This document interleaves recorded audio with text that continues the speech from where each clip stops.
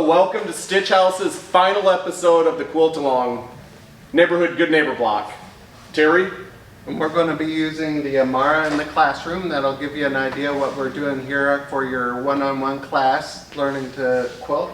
And we have our premium pack for the guys. So, if you're logging on to watch this video, it means one of two things. One, you've taken part in the Good Neighbor block and you've made it all the way to the finish line, so here comes the really fun part. Or two, like Terry said, you're just tuning in for eye candy. Either case, give us a thumbs up or subscribe if you like the video. So, Terry, what do we have here? I like this fabric. Was this ours? Yeah, this is the one that we picked. And then we got the thread that we're going to be quilting with. This is going to be our backing. And then here is our pieced quilt.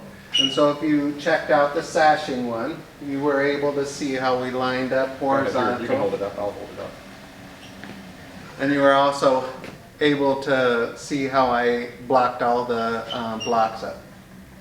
Wonderful. This has a little bit of everybody in it. I think we all took part in this. Yes, we had 4 different sewers and 5 different sewing machines. So, if you've got your sashing done, if you're ready to do the quilting, make sure that you get online, book a class. We have 6 classroom Amaras for you to use, and we're going to be supplying the backing, the top thread, everything, right? Yep. Okay, well, are we ready to jump into it? Yes, we are. Let's go. Okay. So we're swapping this to the glide foot, which is one of our essential accessories for the Handi-Quilter. And what this is going to allow us to do is go from being on the quilt, off the quilt, over our sashing, and not let the foot get caught up on the fabric. It just kind of glides over it. You see with this cup or cone, convex shape.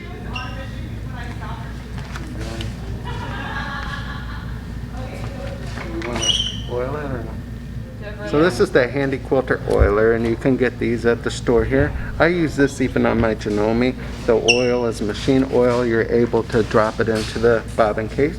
It comes with an extender that comes out, so when you initially open the bottle, it has just a dropper on the end. I can take the dropper off, and then I can put this new dropper in. So when I go like this, I just wiggle it in, and now this becomes an oiler. This is also great for my new Corona haircut. I just put this in my hair, a couple drops, slick it back. He's not lying. That's what makes it so slick back. So here I'm just going to remove the safety cap. And now I'm just going to squeeze. Now, when you squeeze it, it's going to force the oil drop up the top. See that? So what we're going to do is we're going to place 1 drop on the hook right there. And then as the machine goes, it'll lubricate its hook. Push this in. It'll just center right on, and I just push this and you'll hear it. And then that's good to go. And then now we thread the top, and then before we start, we'll pull the bobbin thread up. So Brian's been helping me set the machine up, and we do those basic steps every time that we use the machine. But now I'm going to thread the machine with our Omni thread. It is a 40 weight polyester thread that we use for quilting, and it just is going to be a little more durable and long lasting. If you'd like to know some other things you can do with this thread, just give me a holler. But I use this for when I'm piecing sometimes and when I'm making garments. And I can actually make quite a few things with this spool, but I can also put it on my serger and have the larger cones to sew with. So they're from Superior Threads, Omni Threads, and we have tons of colors. And today I have the yellow, and you may have seen that that's what we were going to use with our quilt, Brian and I. And so what I'm going to do now is I'm going to thread the machine. So what we're going to do is just go through our little thread guide there and here, and then I'm going to cut a little piece of this thread off for me to thread easier.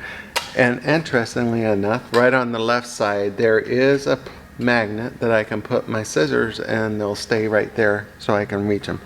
Here I'm going to thread my thread to this little tension guide, but this is more like a backlash spring. If you've ever heard that called that in your bobbin case, And what that does is if the machine suddenly stops, the thread won't continue to spool off of your thread. So if you can see how that's around there. So if I pull this real fast, the thread doesn't keep reeling off.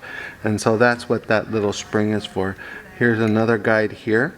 And in any machine that has a tension disc, so like the 1600P, the 6700, you're always going to want to make sure that you have your thread in that disc. So right here, I'm going to pull it around here, and then I'm going to pull it right up. So right now it's just riding around the disc, but if I pull it up, you'll see it move. And so you'll see it move right here.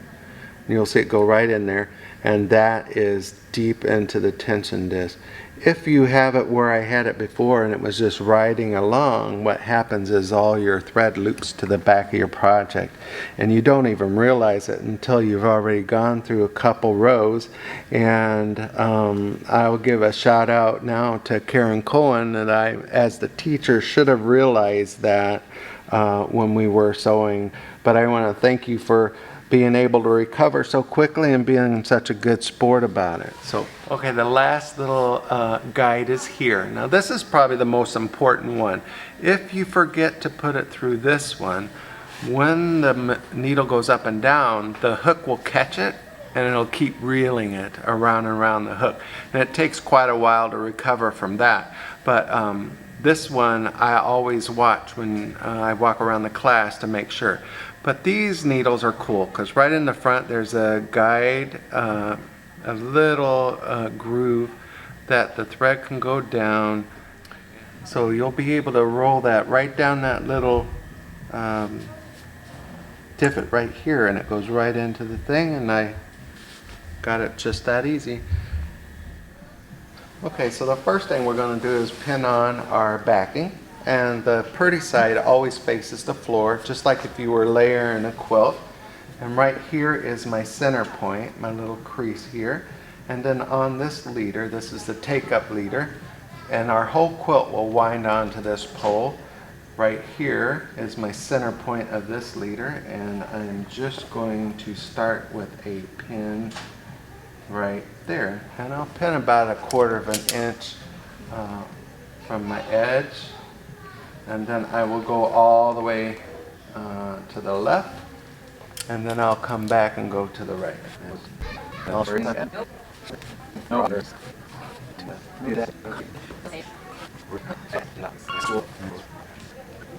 And what you'll find is I'll actually pin both ways. So I'll pin right-handed going to the left and left-handed going to the right. And that gives me the ability to be able to smooth without dragging my hand along the pins. And I'll show you a little bit of that later when I'm trying to keep things. So on the end, you pin the opposite direction, because this is where most of your pull is going to be on when you're running your quilt. So that's the north side. And now we're going to pin it to our other leader for the front. So I'm going to now do the front leader for the backing, and I'm just going to make sure that my backing is still facing down.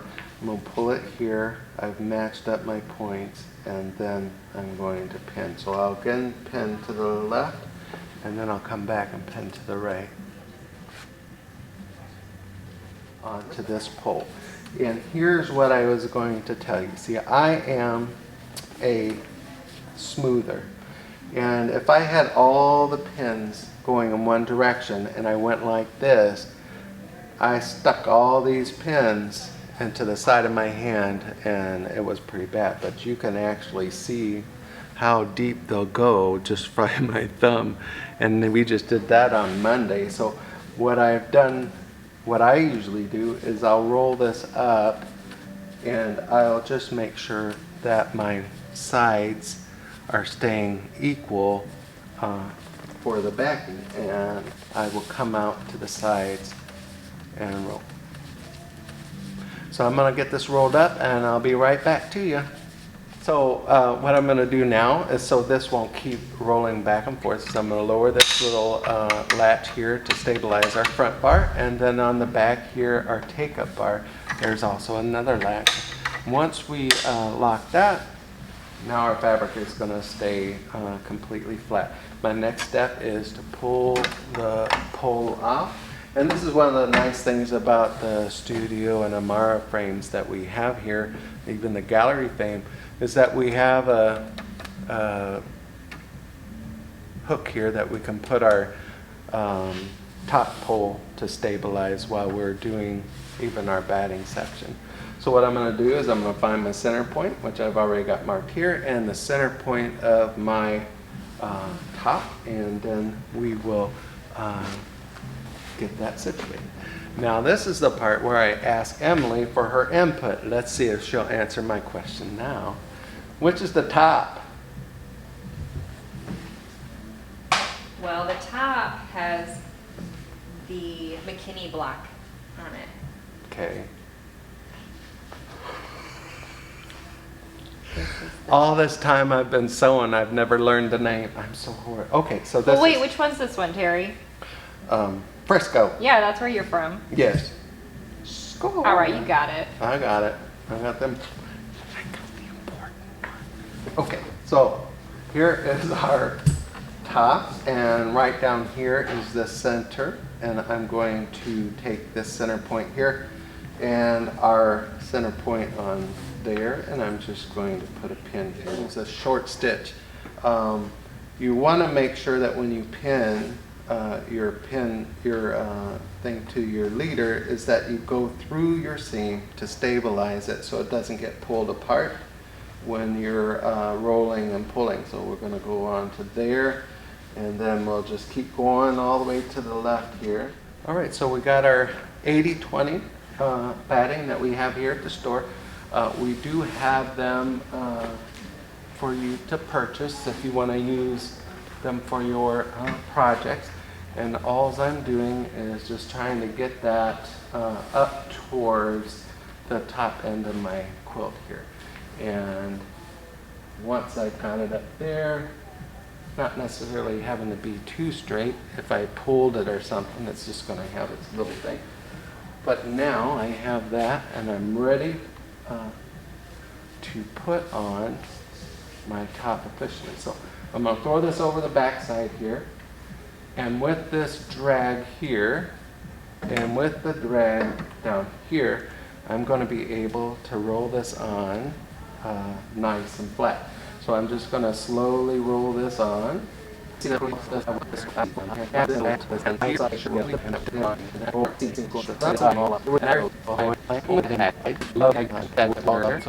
I need them to be tighter, I just pull this up like this, and then I can just go a little tighter. Now I don't pull it too tight, because if you have a real tight bump here, you can quilt that into your quilt. So when you're looking at the quilts at the quilt shows and they have this little wavy effect, that's because the sides were too tight. So right now what we want to do is, just like in carpentry, we need a plumb line or something that's perfectly straight across that we can line our top of our quilt with. So on the screen here we have the Pro-Stitcher, but up here there's a little black bar, and I want to push this Handi-Quilter button. That button's going to bring up the original screen. So if I was just free motioning my quilt, this is the screen that I would have. But I want to do like a little basting stitch in case I want to pull it out. I can come over here and push this 9, 10, 8, 7, 6, 5. And so here is a 1/4 inch basting stitch. Those are basting stitches which are easy to pull out. I'm just going to go with a 5 here. And I'm going to start not all the way north, but just a little bit up at the top side. I have my top thread in my hand here. Needle down into my quilt, needle up, and I am able to pull up my thread. Now I can pull it under here like I'm flossing. I can pull it under here, and I can pull that up, and so now I have both threads right here. So now our next step is to take our quilt top, and I'm going to push it up towards my straight line. So all they have to do is just line my quilt up with my straight line. Now here, if I just laid it here, you can see that I'm not quite up there, but I can actually pull this a little bit because it just depends on how it wound up onto my pole here. And then once we get that good and level, then we just baste this north side of the quilt onto our thing. So we're right at the right place, but I just noticed something, and this is something that you'll want to do even if you're quilting on your domestic machine. Right here, when I push down on this fabric, I'm seeing this blue thread, and it will show through there when I quilt it. So I want to make sure that I've got anything that's dark out from underneath there, especially through the white fabric. Now what I'm going to do is I'm not going to yank on this to come frontwards because I still have my horizontal lock on. I am going to turn that off, and I can stitch frontwards a little bit. Now I'm going to hit my horizontal lock, and I am going to baste the north side of my quilt all the way over there.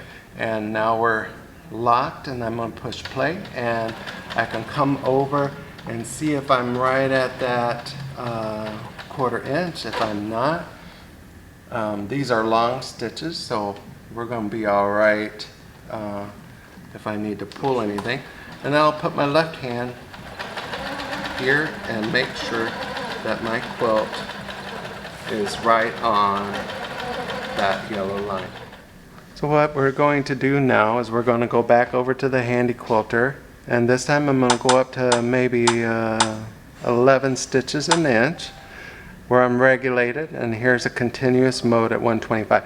That way if there's any points, the machine will just stay in that one section and make a couple stitches to give us a nice point. Now we don't have to deal with this screen anymore. We're going to go into the Pro-Stitcher. Now first thing I'm going to do is I'm going to pick my design. I like to go from left to right. So I'm going to go to open, and I happen to have found a really cool design that is going to match my background fabric also, and it is under Urban Elements, and it is this Aloha Petite. So we're going to rock on this one. I'm going to say open. There it is. Now it is 6 inches wide and about 3 inches tall. I can actually enlarge that, but when we get to the area here, we'll do that. So next thing is I'm going to go to area, and I'm going to make an area. There's only one measurement I need, and that's how long my quilt is. And in theory, this is a perfect square. So what I'm going to do is I'm going to go to the top left of my quilt. So I'm going to go out of the screen for a second. I'm going to pick a position outside of my corner there, and then a position outside of my corner here, and then come back into the screen area. So right now you'll see a pink line there, but over here where it says area, it says I'm at 38 inches. So down here at height, I know that I'm in a square, so I can actually just type 38 inches and say enter. Now that doesn't look like much, but if I push the little house down here, that's the refresh button. Now I have my screen. This pink area is the boundary of my quilt, and that little design is how small it is that's going to come in here. So I'm thinking maybe we should make that design maybe 5 inches tall instead of 3. And so what we'll do is we'll go into modify first, and then we'll go to resize, which is this little star one here. And over on the side it says width and height. So I'm going to go with height here, and I'm going to say I want it to be 5 inches. So I will push that to about 5 inches tall, and then I'll come back over to width, and I will do that. But see, there's a button here which is really cool. See how I am kind of locked up and down. So What I'm going to do is I'm going to push undo, and that will get us back to the original size of our design. And I'm going to push lock, and that's a lock aspect ratio. So as I go bigger or wider, it's going to keep my design correctly. And so I can come down to about 5. Here we are. And so now that's 5 inches tall, and it's going to be about 6 or so inches wide. So I've got my size I want. Now I'm going to come up here to the little button that says repeat. Right here it says fill. Now watch the magic. So I'm just going to push this button, and it fills up my whole entire pattern. And then in the center you'll see little red and green dots. So if I enlarge this a little bit, you'll see these are starts and stops. What I want to do is I want to start here and go over to there without having to have all these tie-offs. Right here, this button that says P2P, that means point to point. I'll tap on that, and now I have a start here, and it's going to sew all the way across. So let's look at our pattern now. So we got a little space north and south. Here on horizontal, I have a little space on the side. So what I can do is I can push repeat and add a repeat, see how that works. And so that's pretty good. If I push stretch, it's going to pull it all back into my area, and that doesn't look too smushed up. If I go to vertical, I can push stretch, and now my whole entire quilt is programmed and I'm ready to go. Now if I can move my arm, it's going, this is the top of my quilt, and if I come down, that's the first one, so it's probably about 4 inches tall, and because we've adjusted it a little bit, and so the whole entire quilt is going to have 4-inch tall patterns. I'm good to go, so I'm going to push baseline. And when I do that, right now if it gets to that black spot, it's going to sew in its space 4 times. Then it'll start again, sew 4 places, and then start. And that'll happen at every single one of those black points. But what we want is it to sew completely across. We're going to push baseline. 1 time, if I get it right. There it goes. Now it's going to sew all the way across as 1 stitch. We are all set, so I'm going to save this just to make sure I have it for later in case the power goes out or I trip over the cord. So I saved it, and so now I can bring it back up if I need to, and we'll get ready to start. So remember I had said that I was going to show you these really cool tweezers. They are from Handi-Quilter, and you can come into the store and buy a pair of these, but I want you to look how flat these are. And so what she designed these for was because she couldn't find one at any of the retail makeup medical devices that were flat. So if you look at it and you pinch it, it comes out flat. And what she does with this is she couldn't find what she wanted, so she had them designed specifically for her. She can slide that against the cutting mat underneath the fabric all the way, and she can turn it and it will peel the fabric right off of the thing without pulling the edges or distorting the fabric. Also, if you look at this very end point there, you could also grab ends of your fabric and use it as a stiletto, which is what I do sometimes. I absolutely love these. There is a myriad of things you can do with this one. So it's www.Handi-Quilter.com. So we've just gone to our second pattern. That's the only room that I have on this frame. So what I'm going to do is I'm going to push my machine backwards, reach under, pull my thread up. Now I need to pull my bobbin thread up, so I'm going to do a needle down, needle up, and I can just simply push away, and here is my bobbin thread. Now I'm going to snip everything. That's really nice that the Handi-Quilter has that little magnetic area there, and look at the halo light. That gives me a lot of vision here. So I'm going to move to the middle of my pattern, and I am going to pick a leaf and drop my needle right into that pattern. On the screen I'm going to push a word that says drag, and now my pattern is going to stay with my quilt. So I have to pull off my sides here, my little bungee cords, and then I am going to lift my clamps, and I'm going to step around to the side of the machine. Now while I do this, I'm going to get situated and we'll be back in a second.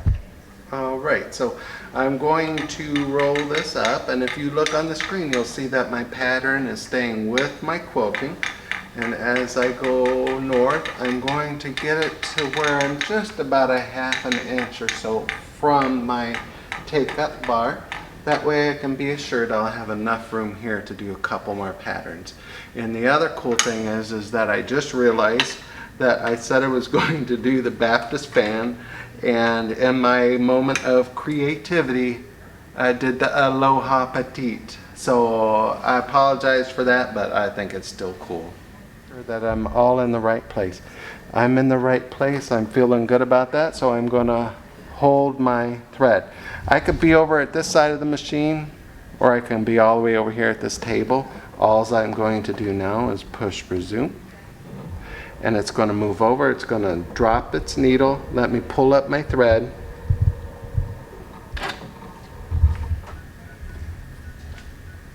and now all I have to do is hold these two threads, push, proceed,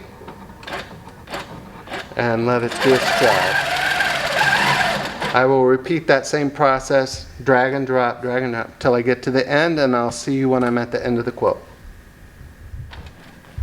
So our last step is I just removed all the pins from this end, and then I pull up my thread, and here we go. Now I'm just going to baste my end down.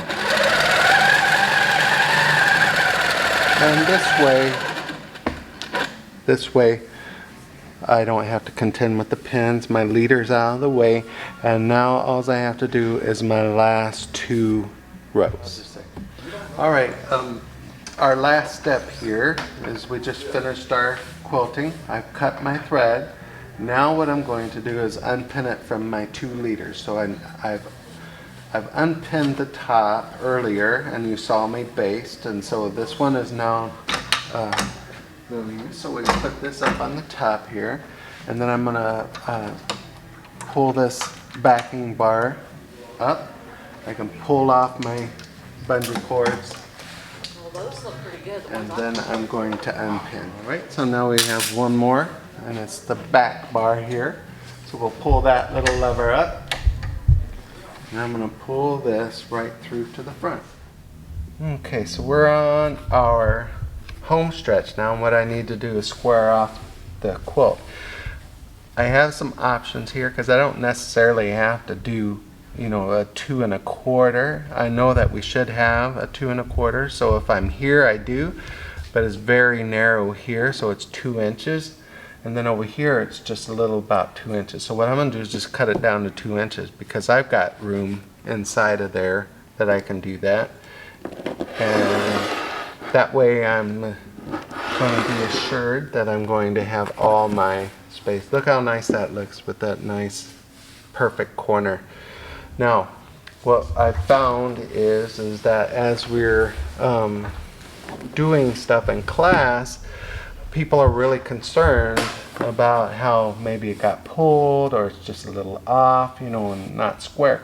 But when you take your ruler and you line up your 2-inch line with your block and your sashing, all that extra is just that. So now I'm going to use this, but I'm going to use it left-handed.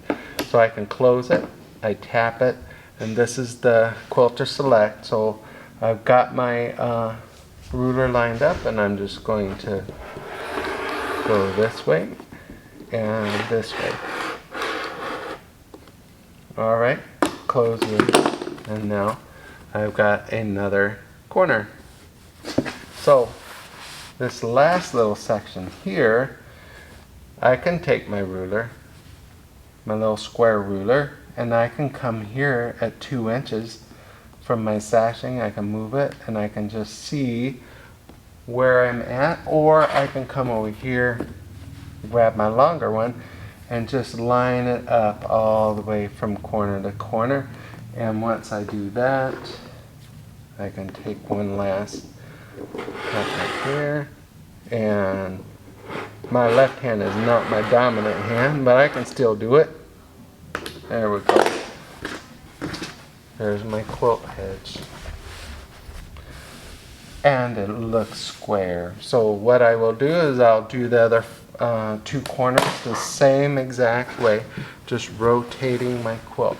But this time I can actually use my right hand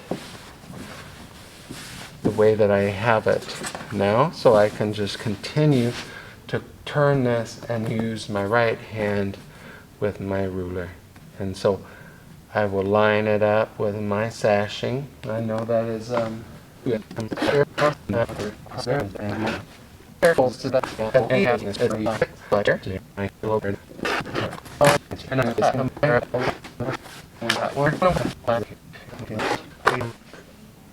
Okay, we're finished. I just wanted to give you a little look at that because I know somebody was probably thinking, why is he using yellow thread? But if you can see how nice that looks. And then on the back side. And so we have one more step, and that's the binding, and we'll be doing that soon. But I wanted you to see hashtag Savvy Sashings with Stitchhouse right there. And I'm really excited about that. It came out perfectly square, even though you saw I had some little wonky edges when I was pulling it, but it does come out perfectly square. And I'd be more than happy to teach you that in the Good Neighbor finishing class. So I can help you with any of those issues that you're having with your quilting. And lastly, I would like to say that Brian escaped me. I turned around and he was gone, and I have no clue. But hopefully he'll be showing back up. But for now, I just like to say this is Terry from Stitchhouse, and we'll hope to see you soon.